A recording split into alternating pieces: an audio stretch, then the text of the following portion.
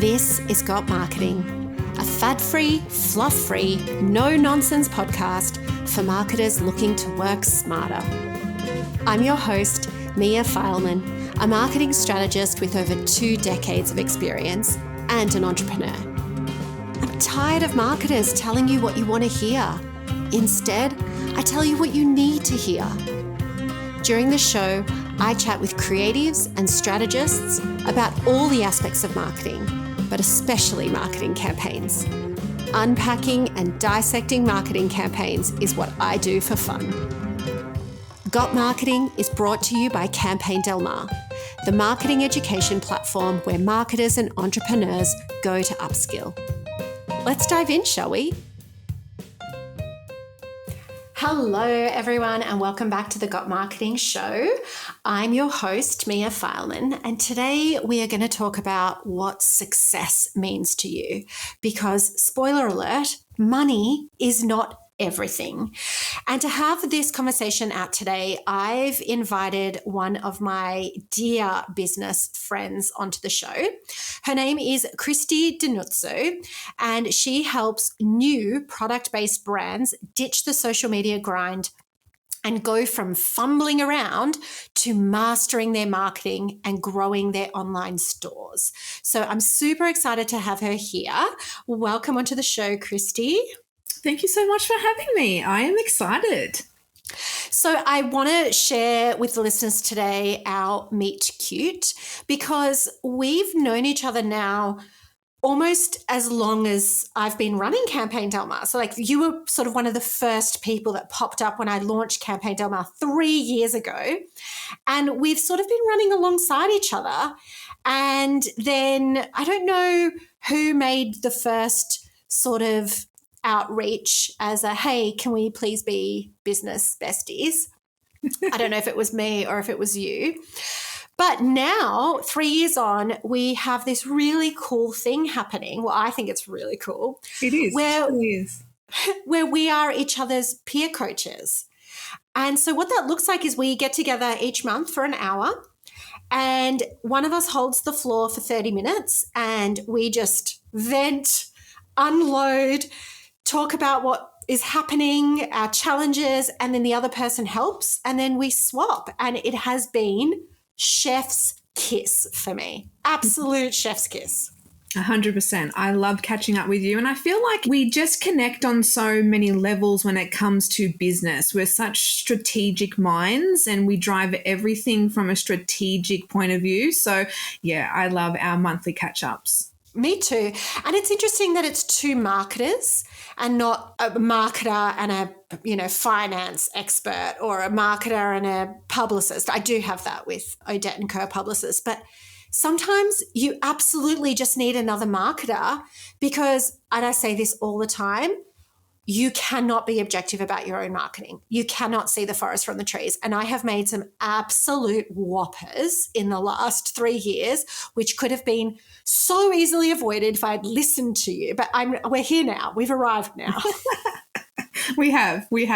Yeah. And I always say to all my clients and students that it's difficult to see the picture when you're in the frame. So getting that outside opinion that's a trusted opinion, that's a sound opinion is just so important when you're flying solo.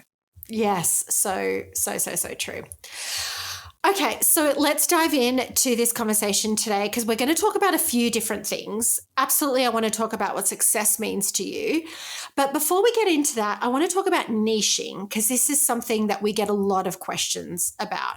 And I'm really sorry if anyone can hear this obnoxious techno music that is coming from next door. I do not know what they're doing in the middle of the day, but we're just going to have that as some beats underpinning this chat. So, Kristy, are the riches in the niches? Look, I know a lot of large corporate brands who market to everybody and are successful. I don't like to really say to small business owners that they should be niching down, but reality is that if you don't have a corporate budget and can market all the different things to a very wide pool of people, then it's going to be very hard to catch the fish. So I do believe that the narrow you can go, the better, because it just means from a small business point of view, you're really clear on who you want to be targeting. So therefore, all of your brand strategy is really aligning to that person. So if you don't have the budget to be talking to everybody like the corporates do, then the biggest tip would be to try to niche down what I call the 3 layers of the onion. So you really want to start broad, but then you want to be niching down at least 3 layers.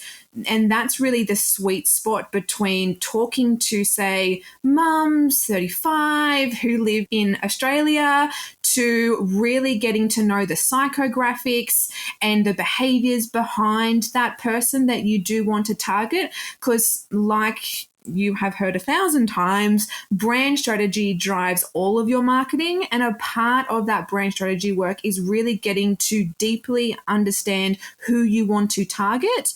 And then once you do that, it will drive all of your marketing. So yes, I do believe startup brands or small business owners, it's so important to niche down purely because it makes it easier for you to market.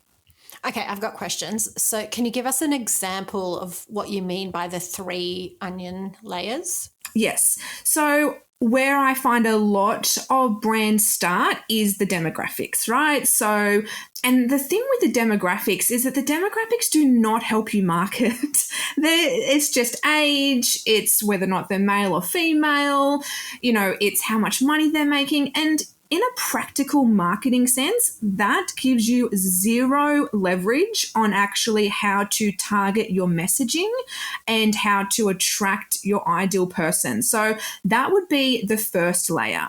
The second layer is going a little bit deeper and touching into those psychographics. So it might be that you are targeting mums between 25 to 45. They have only got 1 child, and you're niching down a second layer by really positioning yourself within the market. So that could be that you have affordable, say, makeup, or you're a luxe brand. So you're really positioning yourself within the market, and you're niching a further layer on who it is that you want to target. And then the third layer is really getting into the pain points. So what exactly are the pain points with this particular person when it comes to your product or your service? So when you get down to those psychographics, it's really where the magic can happen, because that's where all your marketing is actually going to stem from. I do hear a lot of the time that brands just don't know how to find these psychographics, or they've got the demographics, but they just don't know how to actually find what the pain points are. In 9 times out of 10 cases, you are your ideal person. So if you don't have the time to go off and jump on calls or ask people that you know of that might have a similar problem, then start with you, because 9 times out of 10, you are the person that you're trying to attract, and really get into the pain points, what your product or service is actually solving, to take them away from that pain and put them into future pacing what it looks like once they've experienced your product and your service. Oh, totally. Completely agree. It's a really good book I recommend, actually. It's called We Are All the Same Age Now, and it's by David Allison, and he talks about value graphics as opposed to demographics, which, as you said, and I completely agree, are essentially useless today. And it's all about making sure that you group your customers or your ideal customers by their values rather than their demographics.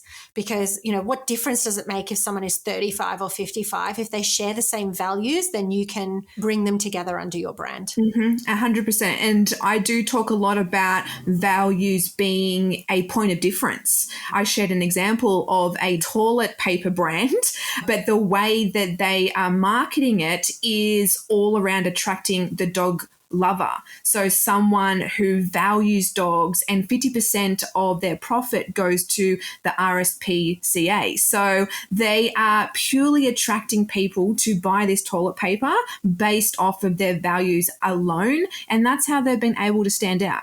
Yeah. And honestly, that's what I use as well. I'm all about ethical marketing values. I'm for those customers who can see through the BS and who can see through the false promises and the income claims and the success porn, and who want to be spoken to transparently and not be fed lies. And there's a lot of them out there. So there is. 100%. Okay, so tell me about your niche, because you've actually chosen to specialize on product-based businesses and e-commerce-based businesses, whereas most of our customers tend to be service-based, which means that there's this great ability for you and I to help each other without overlapping. But why? Why did you choose to niche on e-com? Yeah, well, my background is that. So although my corporate role was marketing, I have actually built my own brand, and I feel that it's a very different space. Service space, that's where I am now, right? But previously, I was living and breathing my product-based brand, and I was able to build that to multiple six figures. And I still do have that brand, and we'll talk about that next. But it really allowed me to go, wow, okay, service and product-based businesses, two completely different marketing strategies. And I wanted to niche down to product-based brands because that's where I've been in their shoes, and it was my background. And I also only focus on helping early stage product-based brands purely because 60% of businesses do not make it past the 3-year mark, and it's even worse at the 5-year mark. And I'd much prefer to help people in the messy beginnings than to help them really scale and take it to that $1 million mark. My sweet spot is between startup and 500,000. Beyond that, it's a completely different market. It's a completely different way of living, and taking your business from 500,000 to $1 million needs a different level of effort from you as the business person, but also from a marketing point of view. So I really like to focus on, launching to that first 500,000. And normally that's working with product-based brands within the first 3 years of business. Mm-hmm. Interesting. So you could have scaled your business to $1 million plus. Why didn't you? Okay, so this is going to get deep. So, because I'm that type of person, I don't just fluff around. But the truth be told is that when I became a mother to my firstborn son, and I started my e-com brand, it completely changed who I was. Before I had a child, I was in the corporate marketing role. I was directing straight into the CEO of a multi-million national brand, and I was addicted. I loved my life. I had my partner, and we spent the weekends together, but my life, Monday to Friday, was I lived and breathed marketing for this CEO, and I was addicted. I loved it. And as a result, my whole identity was surrounded by what I did, not who I was. So when I had my firstborn, it completely put me into the unknown. I didn't know who I was without my job, and it put me into a complete spin. And then within 6 months of having my firstborn, I actually started my e-com brand. And then I got my identity back. I felt like, yes, I now know what I want to do.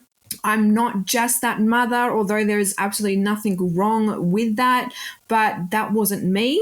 And I needed to find myself beyond where I was with my firstborn. So I started my business. It took over my life, and I loved it. Again, I've got a very addictive personality. So when the blinkers go on, they go on.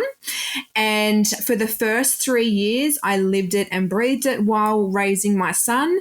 And I was in my happy place. I absolutely loved it. The business was growing. It quickly went from 5K months to 10K months and then on to multiple 6 figures. And I was living my life. At that time, I did have balance. I really did. I truly do believe that your business should give you the lifestyle that you want. If it's not, then fix it, basically, because you can go off and work for somebody else and be grinding away with less stress and less worry. If you want to continue to have a business, make sure it's working for what you want out of your life. So within that period, my business was definitely serving me, but it came to a point where I was around that $400,000 mark. I was probably in my 4th year, I think, and I said, okay, this is getting boring. What am I doing? What is next? What is that next challenge? And I was forever searching for that next challenge. And I said, okay, well, Kristy, it's your chance now. You're getting bored. You need to scale it. Or what is the next adventure for you? And for me to scale, and every product-based business is going to be different, much easier to scale a service-based brand if you did want to still stay within your home. But for an e-commerce brand, for me personally, the next level was a warehouse. It was buying another $30,000 printer, possibly 2 printers. It was having to get more staff. And the ego in me wanted that when I was growing the business because I had a point to prove. I was not your mum staying at home doing a hobby, and it was all ego driven. And let me say, I needed to go to therapy to really work this all out, because it was not an easy time for me, because it was very ego driven, and I was trying to prove to people that just because I'm a mum now, I can still have it all and have more than what I had. And that's a very dangerous place to be in if you're trying to prove things. So I actually had to sit with myself for quite a while and say, is that actually what I want? If I wanted that, I would have been attached to the warehouse. I would have been attached to having to manage staff.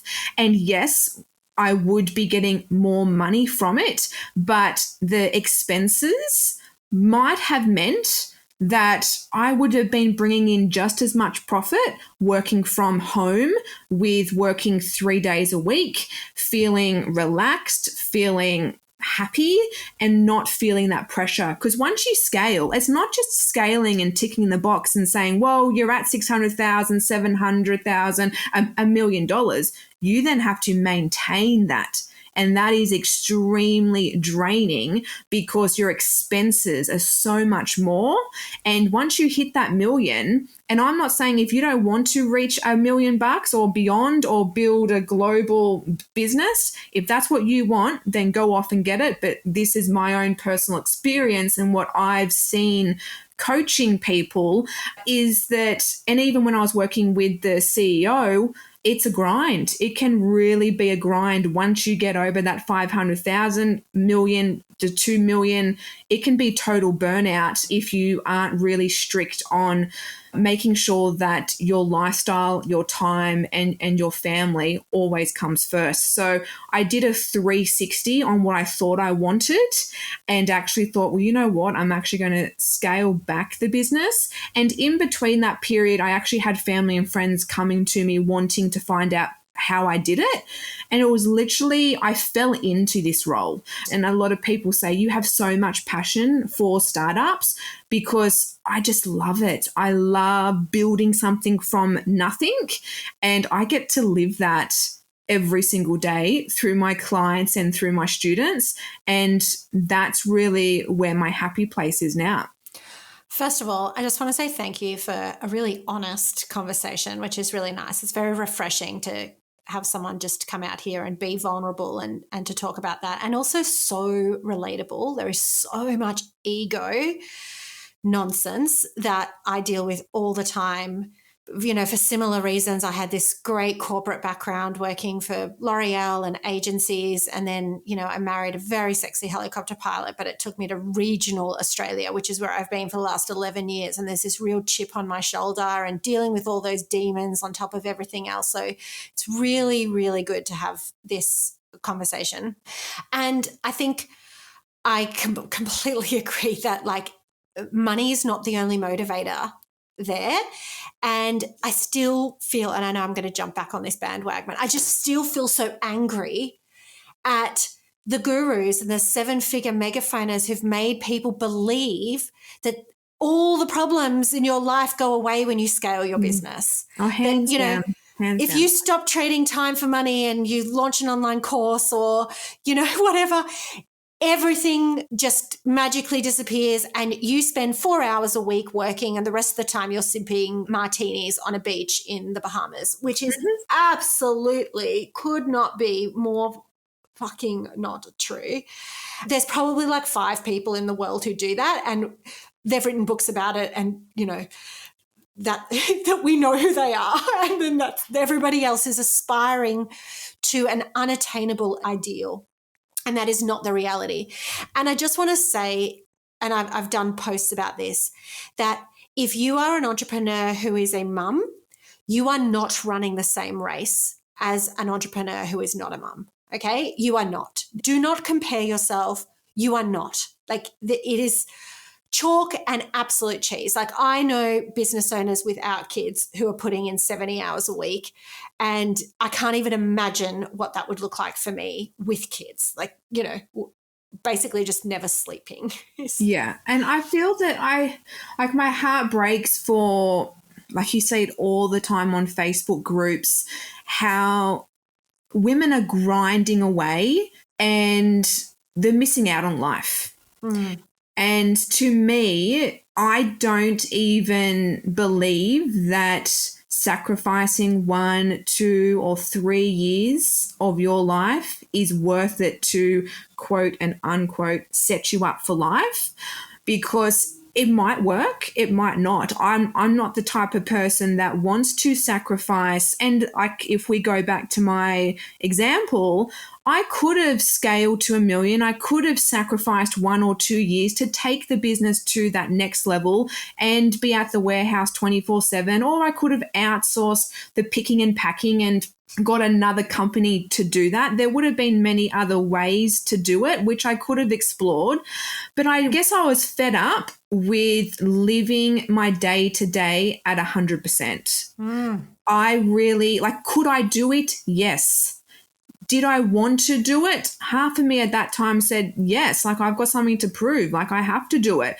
And then the real me came out and said, Kristy, you don't want to be going 100%. What is the point? What is the point of having mental capacity of running at 100%? And my therapist said to me, which I always say in the back of my head when I get a new shiny thing that pops up, my therapist said, Kristy, there is power in knowing that you can, but you choose not to. Oh, absolutely. Gut Marketing is brought to you by Campaign Del Mar, a marketing education platform for entrepreneurs. Master the fundamentals of marketing, nail your email marketing strategy, or join my signature program, Campaign Classroom, and learn how to create killer marketing campaigns. These are not the kind of online programs where you are left floundering, unsure how to put theory into practice. Nor will these programs sit unfinished for months. You can expect accountability, a supportive community, and to walk away with practical, real-world marketing skills. Learn more at campaigndelmar.com. So what does success look like for you then? And I have my thoughts, but I'd love to hear yours. So if it's not scaling your business to $1 million, what does it actually mean? For me, it's being able to live the lifestyle that I want. As soon as business takes over, or I know a lot of women who can really grind away and come home and be happy chappy, right? That is not me. I carry stress. I'm a very snappy mother. I'm a terrible wife when I am stressed, when I have taken on too much. And it's fine to take on too much for a month or two because you're in that season, 100%. But long term, it grinds away at you, or especially grinded away at me. And when I was building my product-based business, I actually thought I had it pretty good. But looking back, I was rushing the kids to bed because I was so stressed because I still had to be packing the orders. And I look back at that time and I go, gosh, I wish I didn't put so much stress on my shoulders. There was absolutely no reason to do that other than to get more money.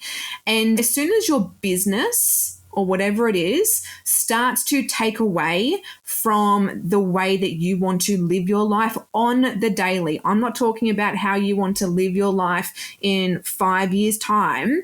If you're not happy in your day-to-day life, or you're running at 100%, to me, that's not success. To me, success is waking up, loving what you're doing. Is the money coming in to be able to give you what you're wanting from a goals point of view? And maybe that could just be a side hustle money gig for now, right? And that's totally fine if that's what you want. But being very clear on what you're wanting out of your business, and if you're living your life on the daily how you want to live it, and you're not worrying about money, to me, that is what success means. Oh, I agree. For me, it's starting every day with yoga, which it's not only yoga. I also go to the gym, but 7 days a week, I exercise first thing in the morning, and I actually don't start work until 11 a.m.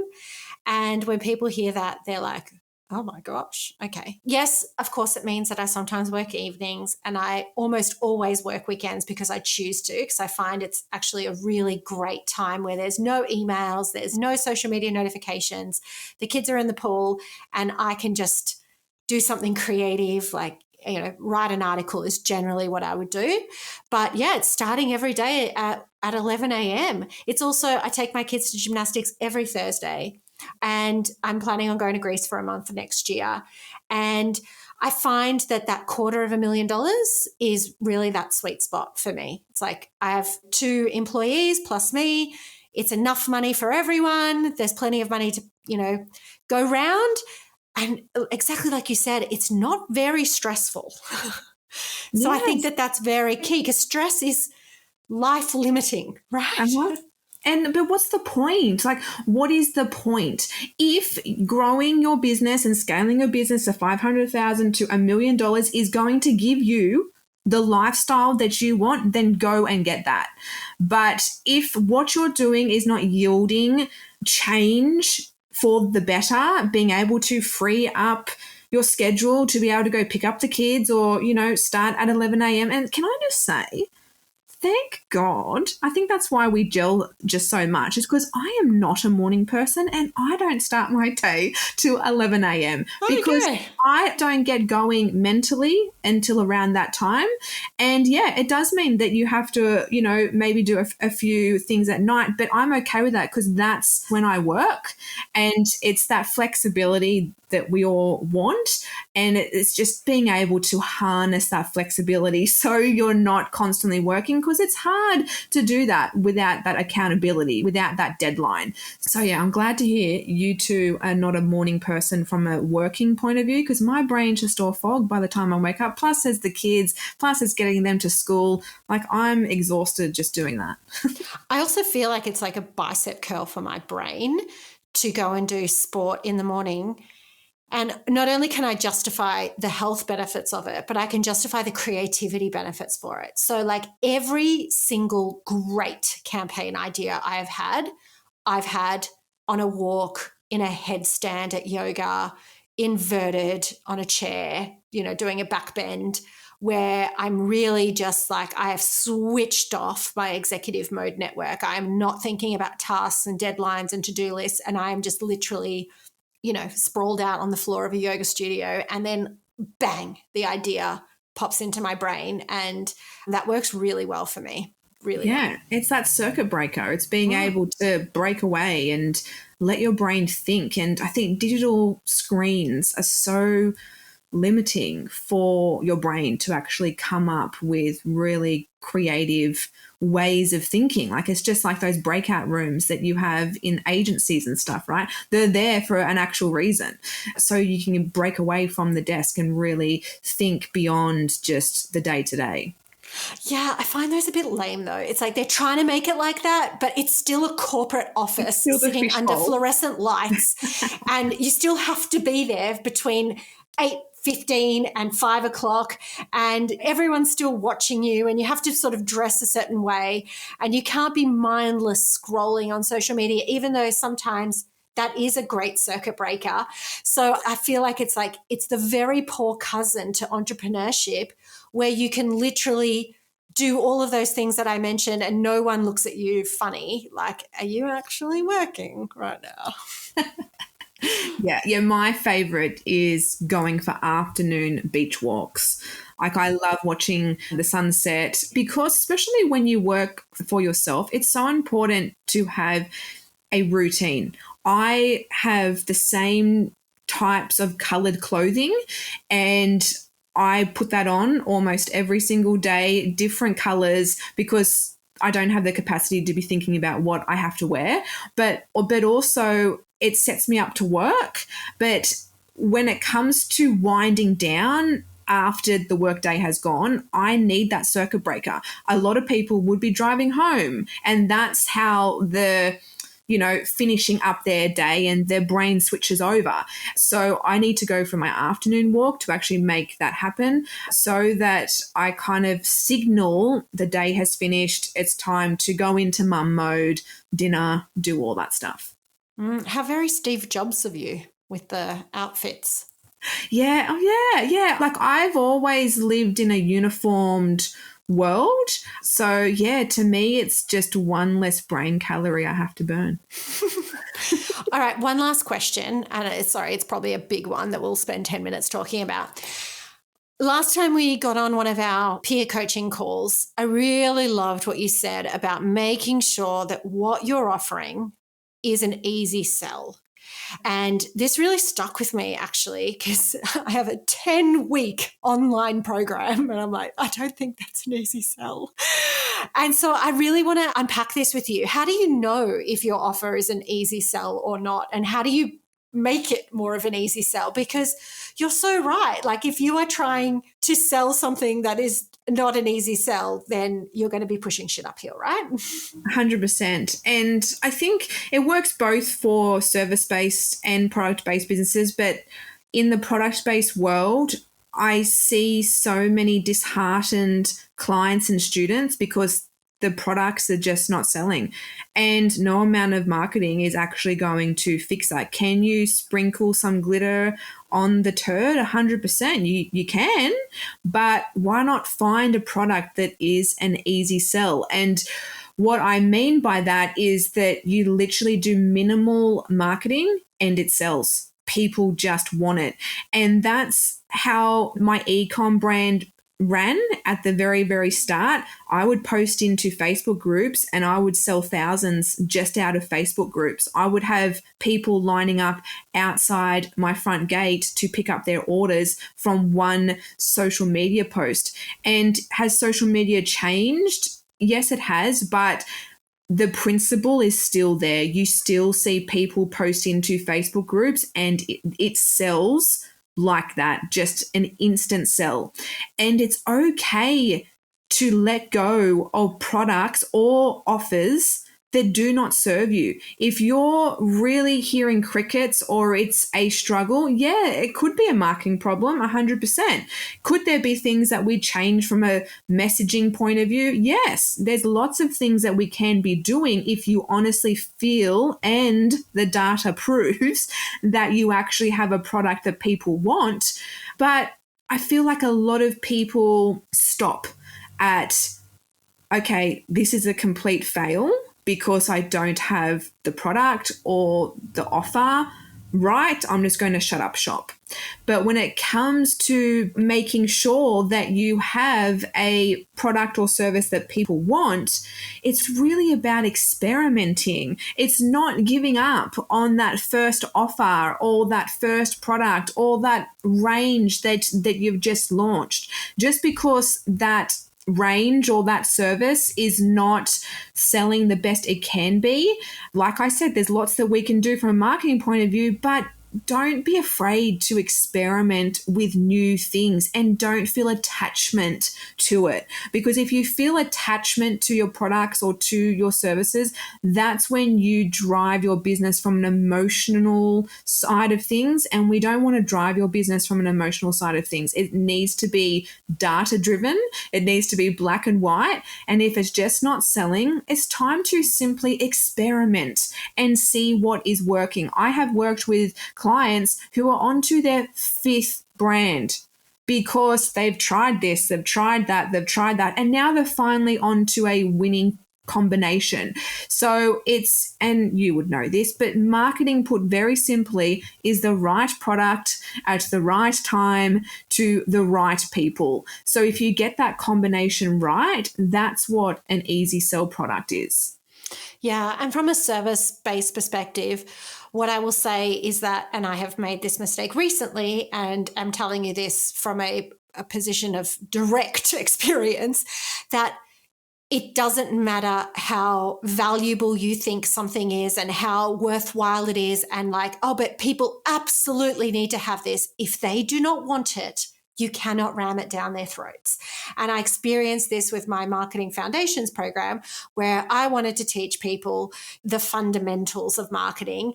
And early stage founders did not want my steaming pile of vegetables.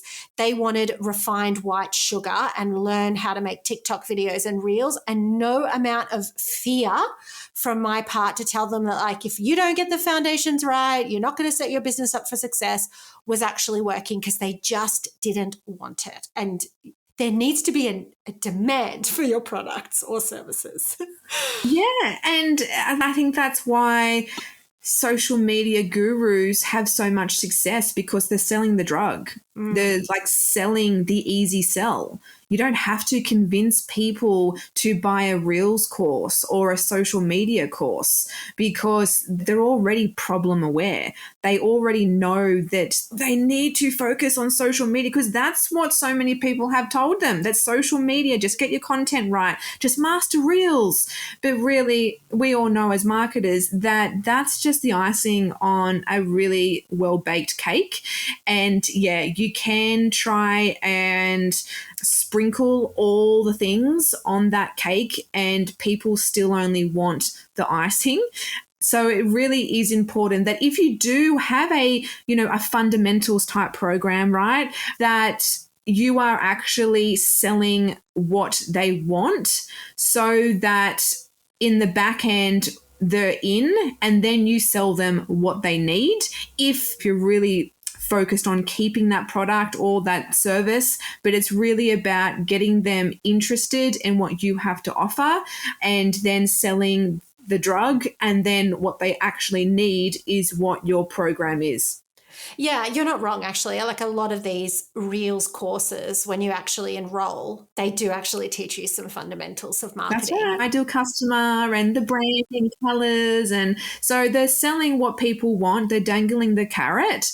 And in the back end, it's all that fundamental. So there definitely is ways around it. It's just a matter of spinning your marketing to talk to what they're wanting and where your ideal person is currently at.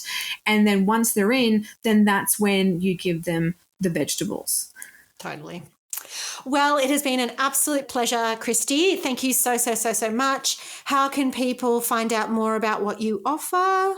Yeah, sure. So best place to find me is on Instagram at the Startup Sisterhood. I also have a free 30-minute marketing training for product-based brands. It will show you how to master your marketing without the social media grind and grow your online store with confidence and a plan. You can get that at thestartupsisterhood.com.au /free training, or you can also find it over on Instagram.